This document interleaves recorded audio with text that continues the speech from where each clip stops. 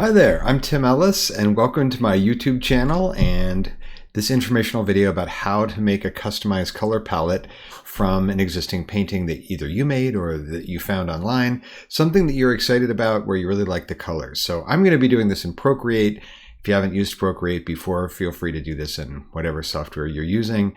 I have started to use Procreate more often because it seems like a lot of people are gravitating towards that. I'm also a high school art teacher, so it's inexpensive and we can use it in my classroom. So stick around and I'll show you how to do this. So I will be doing this on my iPad. I'm going to switch over there right now.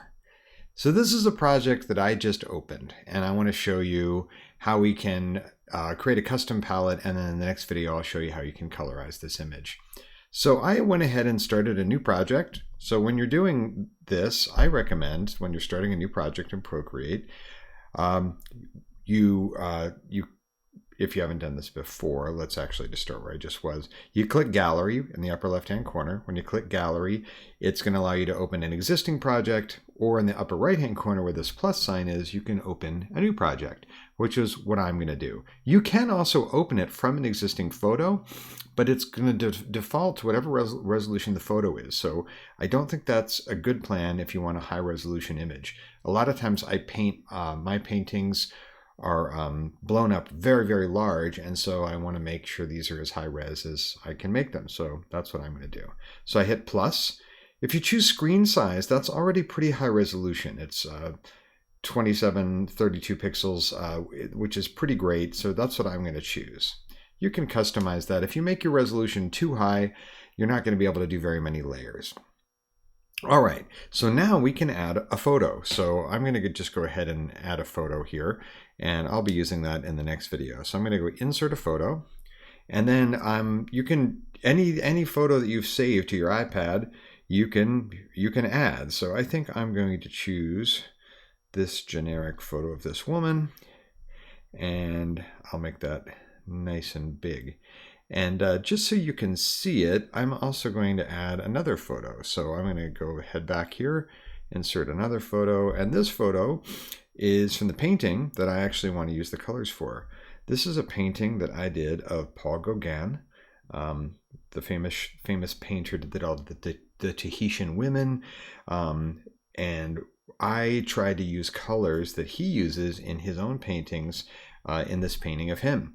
So I really want to use these colors in a piece that I'm about to do. So let's say you just finished a piece, you like the colors, you want to use it in another piece. And by the way, what I normally do is I colorize photos and then manipulate them, create the color palettes, and then use those for my photo reference for my large scale paintings. So you could just make a digital piece where you're not doing all of those complex steps, but you can use these color palettes however you like. So I'm going to make a palette from this painting, which is a pretty cool thing to be able to do. Here's how you do it. In the upper right hand corner, where you see the little colorized circle, when you click on that, I'm turning it on and off in the upper right hand corner, just so you can see it. I'm going to make it bright green for a second. So where that bright green circle is, when I click that, it opens up my color chooser. So up until I started using palettes, I pretty much would just start with this disc. I really don't like choosing colors from this disc. It's hard to get the exact color you want, but the general idea is there's the outer circle that I'm moving right now and the inner circle. So you pick the general color you want. Like, let's say I was trying to match this green in the upper left-hand corner. So I'm going to move this outer circle to something that's pretty close. Then I can refine the green with this inner circle. And as I'm moving it around, this green in the upper right-hand corner of my color chooser is changing. So I could gradually adjust this.